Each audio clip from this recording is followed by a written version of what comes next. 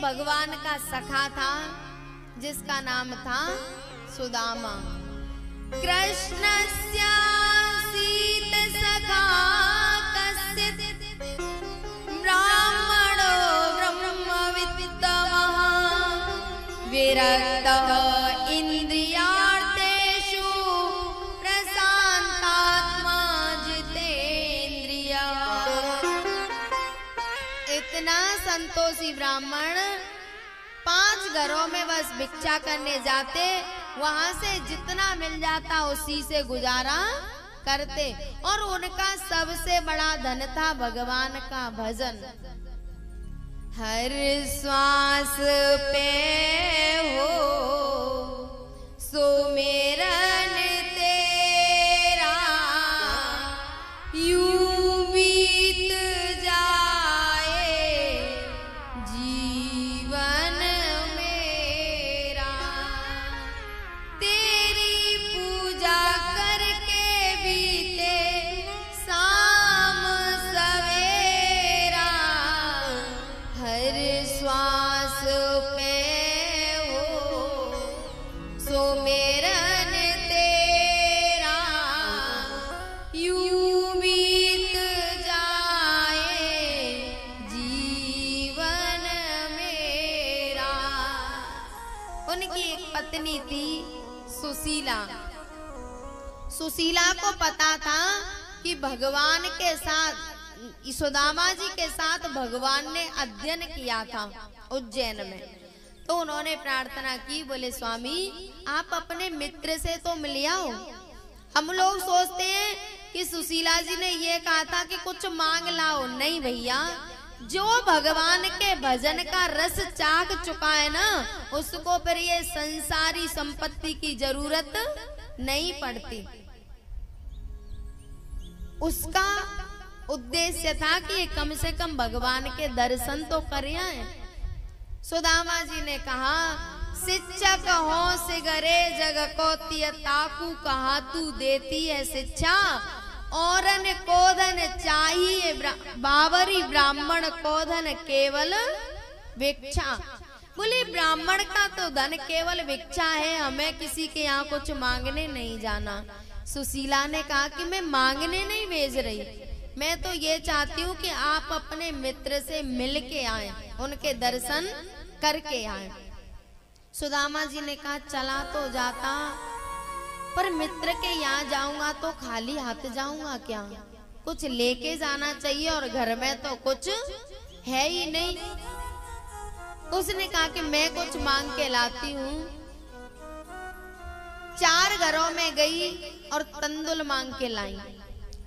एक फटे से कपड़े में तंदुल चावल बांध के और सुदामा जी को दे दिए, और सुदामा जी उन तंदुलों को लेके और पैदल ही भगवान की तरफ चल दिए। इधर जब भगवान ने देखा कि मेरा सखा आ रहा है, तो केवट बन के और माया की नाव बना के और आ गए। आवाज लगाई, भैया किसी को नदी पार करनी है क्या? सुदामा जी ने कहा हाँ भैया मुझे करनी है। बोले बैठो। बोले मेरे पास आपको देने के लिए धन नहीं है। भगवान ने कहा धन की किसको जरूरत है? बोले तो फ्री में पार करोगे? बोले फ्री में नहीं करेंगे, हम आपको पार करेंगे और आप हमें भगवान की कोई कथा सुनाना। बोले ठीक है, ये काम तो मैं कर दूंगा। और जैसे ही नाम में बैठे तो वो तो अपने मीटर खींचने लग गए। हरे कृष्णा हरे कृष्णा कृष्णा कृष्णा हरे हरे, हरे कृष्णा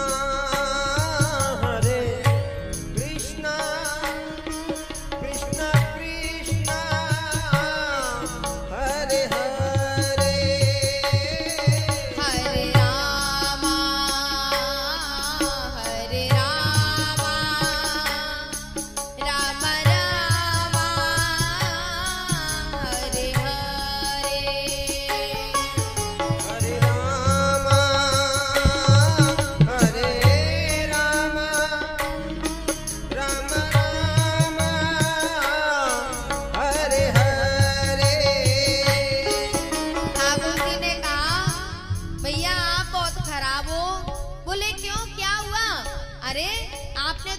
परिचय भी नहीं दिया।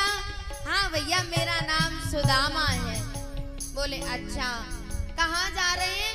बोले मैं अपने मित्र से मिलने जा रहा हूँ। बोले ठीक है, और फिर शुरू हो गए। हरे कृष्णा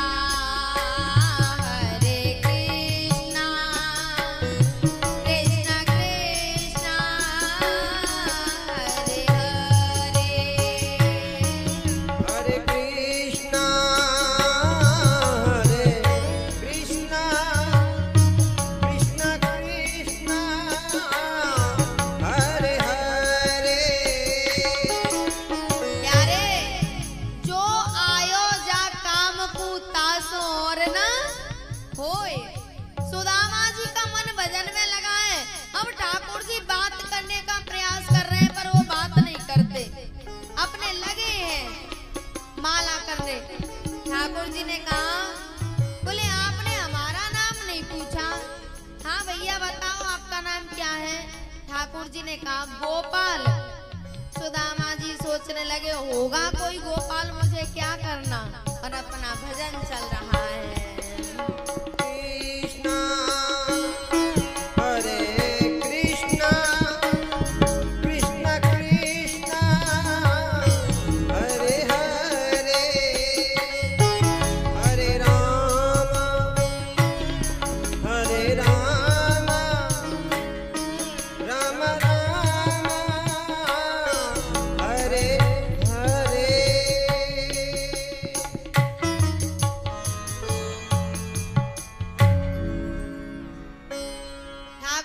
सुदामा जी को पार कर दिया और उतार दिया, लेकिन सुदामा जी ने कोई ज्यादा बात नहीं करी।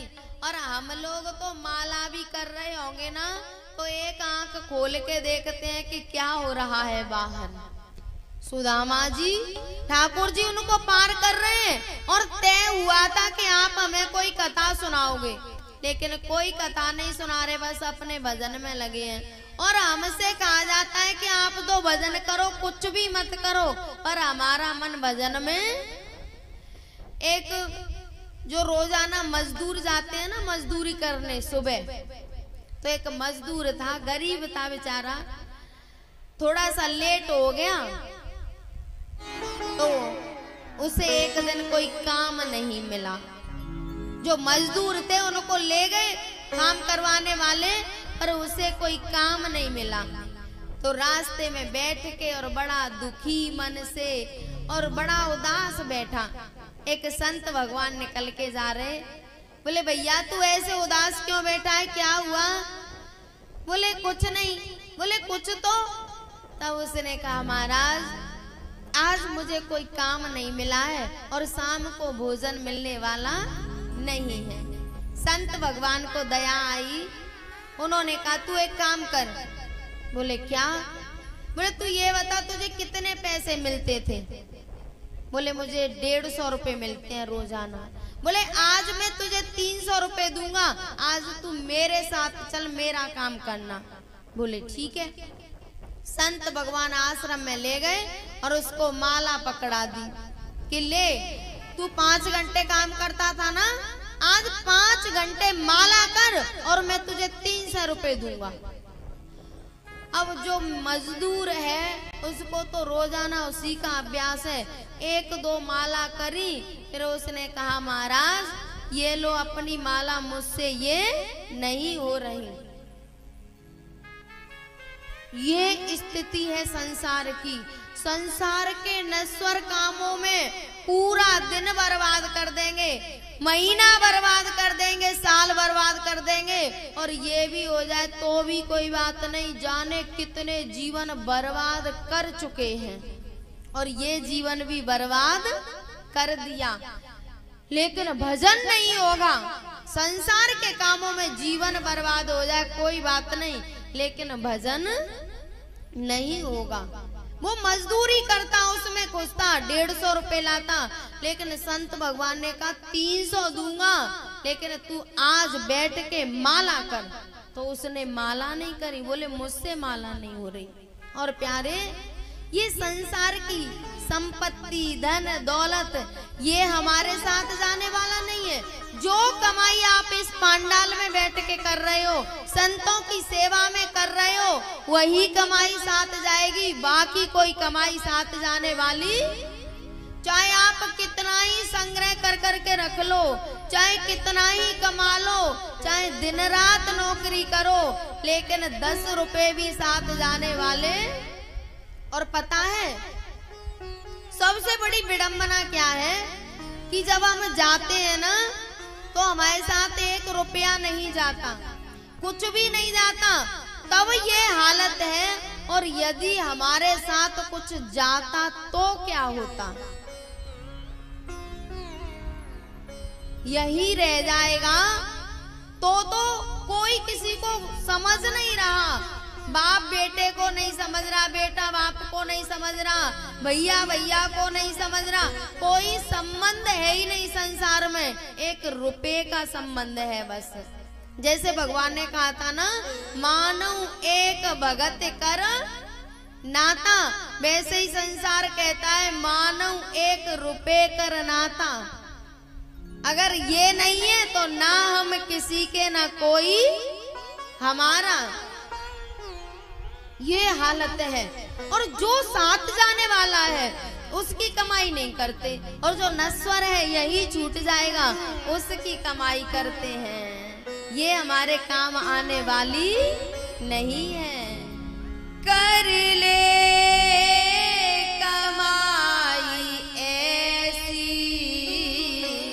जो साथ जा सके, कर ले कमाई ऐसी जो साथ जा सके। कर ले कमाई ऐसी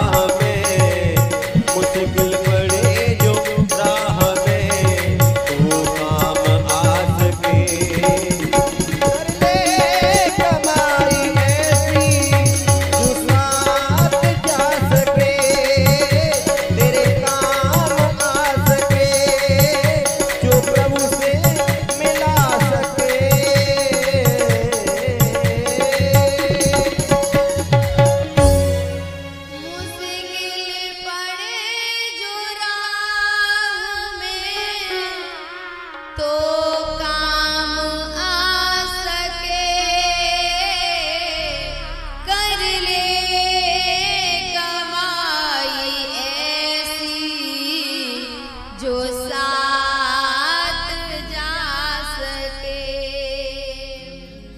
भैया, एक पिता ने अपने पुत्र को पढ़ने के लिए भेजा और वो पढ़ लिख गया, नौकरी लग गई और बहुत बड़ा आदमी बन गया। पिता ने पत्र भेजा, बोले बेटा अब पैसा तो बहुत कमा लिया, अब अपने घर वापस आ जाओ। उसने कहा ठीक है पिताजी, मैं बात करूंगा। और उसने वहां की गवर्नमेंट से बात की, बोले मैं अपने देश वापस जाना चाहता हूँ। तो उन्होंने कहा, बोले यहाँ आके कोई कमा सकता है, खर्च कर सकता है, पर यहाँ से 1 रुपया लेकर जा नहीं सकता। हमारे देश की मुद्रा बाहर नहीं जा सकती। उसने पिता को पत्र लिखा, बोले पिताजी यहाँ की गवर्नमेंट का नियम है कि यहाँ से कोई पैसा लेके नहीं जा सकता, अब बताओ मैं क्या करूं। पिता ने कहा बेटा कोई बात नहीं, हमें पैसे की जरूरत नहीं है, बस तू वापस आ जा। पूरा जीवन निकल गया, अब हमारे भी जीवन का कोई पता नहीं है, तू आ जा। और प्यारे, वो पुत्र कोई और नहीं है, हम सब हैं। हमारे पिता परमात्मा ने इस मृत्यु लोक में कुछ कमाने के लिए भेजा है हम लोगों को, क्योंकि दूसरे लोकों में भगवान की भक्ति नहीं हो सकती। स्वर्ग में भोग भोगे जाते हैं लेकिन भक्ति नहीं होती। ते तम भुक्त्वा स्वर्गलोकं विशालम् क्षीणे पुण्ये मर्त्यलोकं विशन्ति। हम यहाँ से जो पुण्यों का धन ले जाते हैं ना, जो कमाई करके ले जाते हैं, और स्वर्ग आदि लोक हमें मिल जाते हैं, और वहां पर खर्चा होता है, इनकम नहीं होती। वहां पर भक्ति नहीं होती, पुण्य अर्जित नहीं होते, पुण्य खर्च होते हैं, भक्ति खर्च होती है। और जैसे ही हमारे पुण्य खर्च हो जाते हैं तो वहां से छीणे पुण्य मर्त्य लोकम विशंति, फिर यहीं फेंक दिए जाते हैं। हमारे पिता परमात्मा ने भेजा तो था कि भक्ति की पुण्यों की कमाई करके मेरे पास आ जाओ, लेकिन हम उस कमाई से स्वर्ग आदि लोकों में पहुंच गए और फिर यहीं वापस आ गए। तो प्यारे, हम सब वही हैं जिनको पिता ने भेजा है पुण्य अर्जित करने, और हम यहाँ इस नश्वर धन दौलत को कमाने में जीवन को बर्बाद कर रहे हैं। और इसमें से एक भी मुद्रा हमारे पिता के यहाँ परमात्मा के पास जाने वाली नहीं है। इसलिए सुदामा जी ठाकुर जी से बात नहीं कर रहे, केवल अपना भजन कर रहे हैं। भगवान ने उतार दिया और वहां से पैदल चले। वहां पूछ रहे हैं भैया कन्हैया का महल कौन सा है। अब वहां सब भगवान को महाराज, धीराज, श्री श्री 1000 श्री ऐसे करके संबोधित करते हैं। और सुदामा जी कह रहे हैं कि कन्हैया का महल कौन सा है। द्वारपालों ने कहा चलो चलो आगे बढ़ो। द्वारपाल सोच रहे कि कोई पागल है, जर्जर हाल है, कपड़े पटे हुए हैं। दूसरे महल में पहुंचे, बोले भैया कन्हैया का महल कौन सा है। द्वारपाल ने कहा कि आपको किससे मिलना है। बोले कन्हैया से। बोले आप उनके कौन हो। बोले मैं उनका मित्र हूँ। द्वारपाल बोला आगे बढ़ो, कोई पागल है।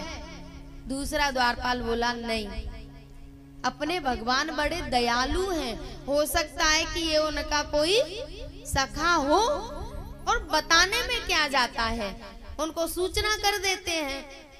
द्वारपाल भगवान के पास गया और भगवान से जाके प्रार्थना की। शीस पगान जगातन पे प्रभु जाने को आई बसो के ही गावा।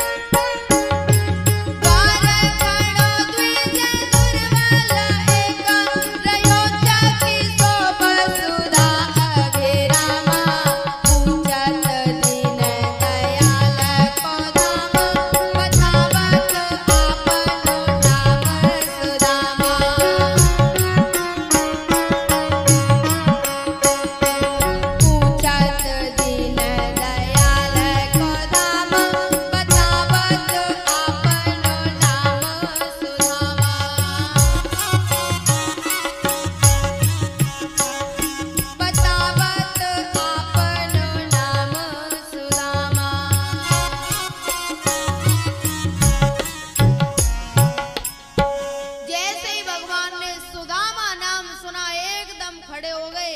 कहीं पटका गिरा, कहीं कुछ गिरा, और नंगे पैर रुक्मिणी आदि पटरानियां पीछे पीछे दौड़ रही हैं और ठाकुर जी आगे आगे दौड़ रहे हैं। सुदामा, सुदामा कहाँ है मेरा सखा सुदामा? और दौड़ते हुए आए, पटरानियां पीछे पीछे दौड़ती हुई आ रही हैं।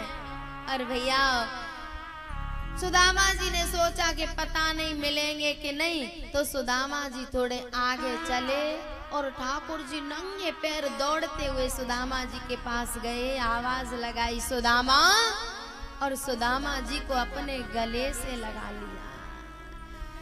जब इस दृश्य को द्वारपालों ने देखा तो उनकी आंखें गीली हो गईं। सोचने लगे कि हम ऊपर के रूप को देख रहे थे, लेकिन भगवान ऊपर के रूप को कभी नहीं देखते। लेके आए और अपनी गद्दी पर बिठाया। रुक्मिणी जी से कहा, बोले मेरा सखा आया है, जल लेके आओ। रुक्मिणी जी जल लेके आई और ठाकुर जी ने उस जल को हाथों से छुआ भी नहीं। पानी परात को हाथ छुओ नहीं, नैनन के जल सो पग धोए। आंखों के जल से सुदामा जी के चरणों को धोया। जो सुदामा जी के चरणों में कांटे लग रहे थे उनको दांतों से निकाला, भगवान ने अपने मुंह से निकाला और चरणों को धो के चरणामृत लिया, सबको चरणामृत दिया। और भैया समय तो सबका बदलता रहता है, लेकिन कभी भी अपने बड़ेपन का अभिमान नहीं करना चाहिए। रही मन देख बड़े निको लघु न दीजिए जहाँ काम आवे सुई कहा करे तलवार।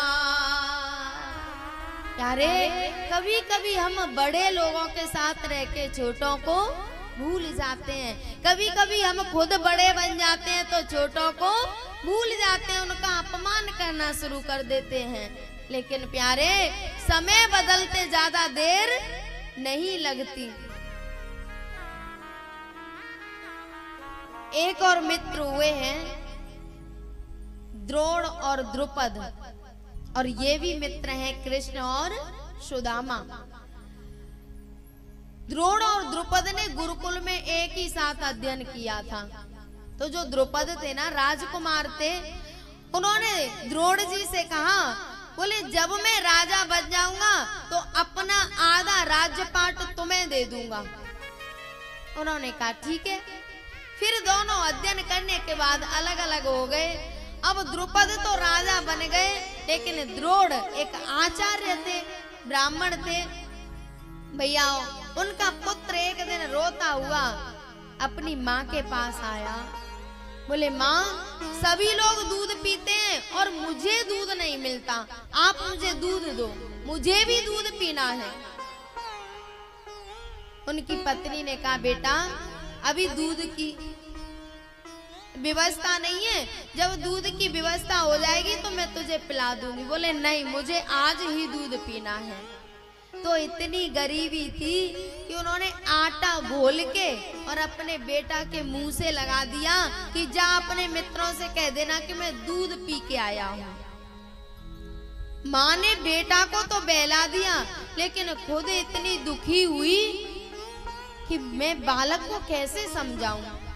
जब शाम को द्रोण आए तो उनसे प्रार्थना की, बोले स्वामी द्रुपद राजा है और वो आपका मित्र है, आप जाके उस पे से एक गाय ले आओ।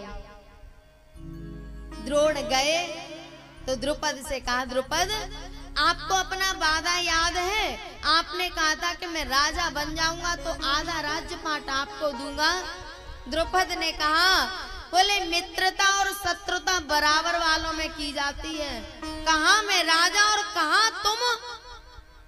द्रोणाचार्य जी ने कहा कि ये तो गलत बात है, तुमने कहा था और मुझे राज्य नहीं चाहिए, मुझे सिर्फ एक गाय चाहिए। उसने मना कर दिया, नहीं तो एक राजा के लिए गाय क्या हैसियत रखती है। लेकिन दी नहीं, अपमान कर दिया द्रोण का। और वो वापस आए तो उन्होंने भी प्रतिज्ञा कर ली कि मैं इसके राज्य को लेकर ही रहूंगा। फिर उन्होंने पांडवों को धनुर्विद्या सिखाई द्रोणाचार्य जी ने। और जब पांडव सीख गए तो आए, बोले गुरुजी आपको क्या दक्षिणा दें। गुरुजी ने कहा कि द्रुपद को बंदी बना के मेरे सामने खड़ा कर दो पांडवों से। पांडव गए और द्रुपद को बंदी बना के ले आए, सामने खड़ा कर दिया। द्रोणाचार्य जी ने कहा द्रुपद तू मेरे शिष्यों का बंदी है। बोले हाँ, तो अब तेरा राज्यपाट किसका है। बोले आपका। बोले तूने तो मुझे आधा राज्य नहीं दिया, लेकिन मैं तुझे आधा राज्य दे रहा हूं। और भैया आधा राज्य पाने के बाद भी द्रुपद शांत नहीं बैठा। उसने एक यज्ञ किया कि द्रोणाचार्य जी को मारने वाला पुत्र पैदा हो, और उसी पुत्र ने फिर द्रोणाचार्य जी का वध किया था। ये भी दोनों मित्र थे जो एक दूसरे के प्राणों के प्यासे हो गए और इतना एक दूसरे को नीचा दिखाने में लग गए। और ये भी मित्र हैं कृष्ण और सुदामा। भगवान स्वयं सुदामा जी के चरणों को धोते हैं, सबको चरणामृत दिया और अपने सिंहासन पर सुदामा जी को बिठाया। भगवान ने कहा भैया विवाह नहीं हुआ क्या। बोले हो गया, और बच्चे भी हैं छोटे छोटे। ठाकुर जी ने कहा तो भाभी ने मेरे लिए कुछ भेजा नहीं। बोले नहीं, कुछ नहीं भेजा। सुदामा जी सोच रहे हैं कि ये राजा हैं और इनको मैं वो चावल क्या दूं, तो मना कर दिया, नहीं भेजा। ठाकुर जी ने कहा तुम्हारी बचपन की आदत गई नहीं।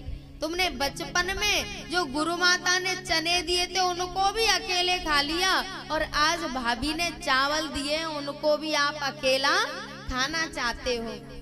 ठाकुर जी ने उस पोटली को खींच लिया और उसको खोल के कच्चे चावलों का भोग लगाया है।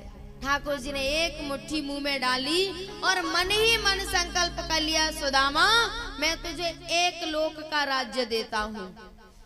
दूसरी मुट्ठी डाली, संकल्प किया मैं तुझे दूसरे लोक का राज्य देता हूँ। और जैसे तीसरी मुट्ठी लेने को हुए तो रुक्मिणी जी ने हाथ पकड़ लिया। बोले भगवान आप इनको सब कुछ दे के खुद भिखारी बनना चाहते हो। और भगवान ने सुदामा जी के कर्मों को खाया है। 3 प्रकार के कर्म होते हैं ना, क्रियमाण, संचित और प्रारब्ध। क्रियमाण और संचित कर्मों को भगवान खा गए सुदामा जी के। तो रुक्मिणी जी ने कहा कि प्रारब्ध तो जीव के ऊपर छोड़ दो, नहीं तो कोई भले बुरे कर्म करने में डरेगा ही नहीं, फिर तो इंसान खूब भले बुरे कर्म करेगा। ठाकुर जी ने कहा ठीक है। कुछ दिन सुदामा जी रहे, फिर सुदामा जी ने कहा कि भैया अब हम चलेंगे। बोले ठीक है।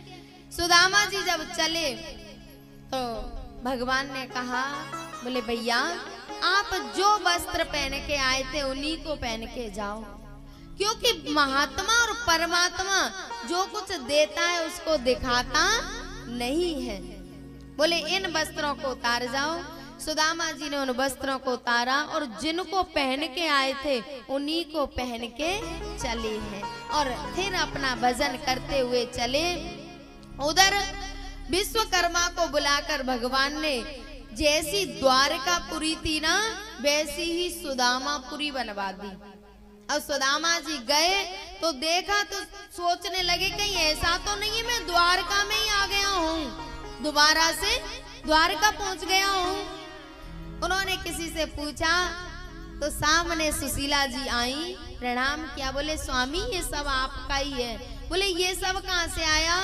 बोले आपके सखा ने दिया है। सुदामा जी ने कहा कि मैं इन महलों में रहने वाला नहीं हूँ, मैं तो एक कुटिया बना के उसी में रहूंगा, इनमें तुम रहो।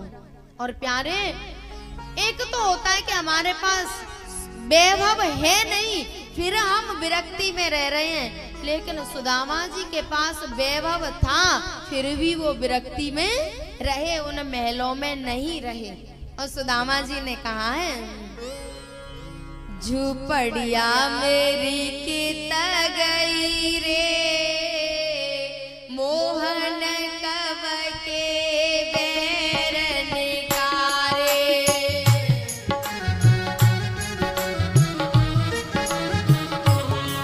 झुपड़िया मेरी कित गई रे, ओ मोहन कब के बैर निकारे।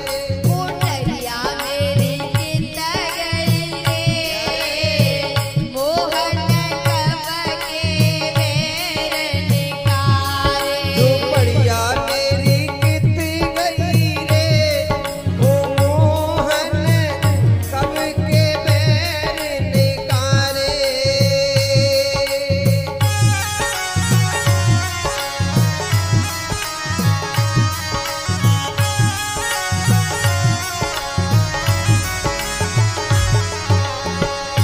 या तो हथी मेरी टूटी सी झुपड़िया, यहाँ तो हथी मेरी टूटी सी झुपड़िया।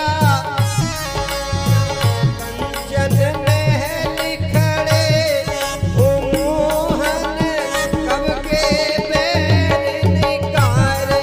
झुपड़िया मेरी कित गई रे, ओ प्यारे कब के बैर निकारे।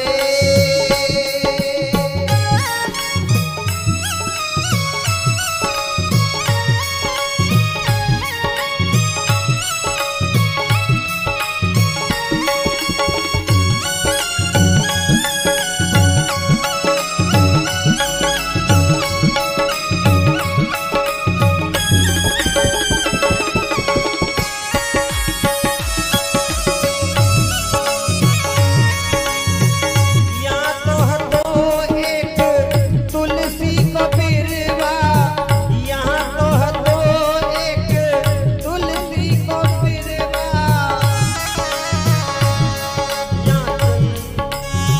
चंदन वृक्ष खड़े, मोहन कब के बैर निकारे।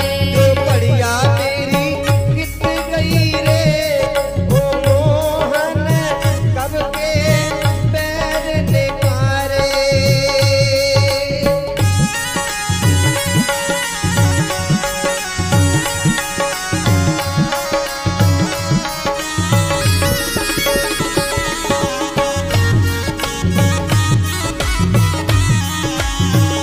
या तो हतो एक तुलसी को बिरवा, यहाँ तो हतो एक तुलसी को बिरवा। चंदन वृक्ष खड़े, मोहन कब के बैर निकारे। कब के बैर निकारे, कन्हैया मोरे कब के बैर निकारे। झुपड़िया मेरी कित गई रे, ओ मोहन कब के बैर निकारे।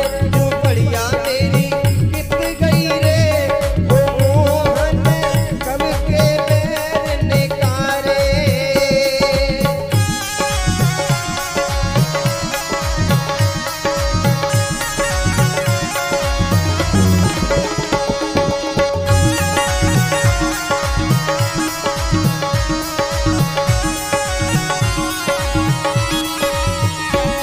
झुपड़िया मेरी कित गई रे, ओ मोहन कब के बैर निकारे। झुपड़िया मेरी कित गई रे, ओ मोहन कब के बैर निकारे। झुपड़िया मेरी कित गई रे, ओ मोहन कब के बैर निकारे।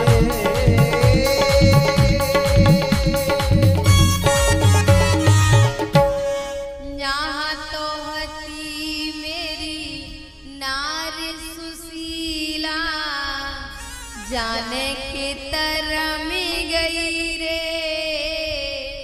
मोहन कब के बैर निकारे। भैया ये ठाकुर जी ने ही सुदामा जी को कंगाल किया था, गरीब किया था, क्योंकि ठाकुर जी ने बलि के प्रसंग में कहा है ना कि मैं जिस पर कृपा करता हूँ उसका सब कुछ छीन लेता हूँ। कहीं इसके मद में मेरा भक्त मेरा और मेरे भक्तों का अपमान न कर बैठे, इसलिए मैं पहले ही छीन लेता हूँ। तो ठाकुर जी ने सुदामा जी को ये सब दिया था, लेकिन वो तो संतोषी ब्राह्मण थे, उनका तो भजन ही सब कुछ था। भैया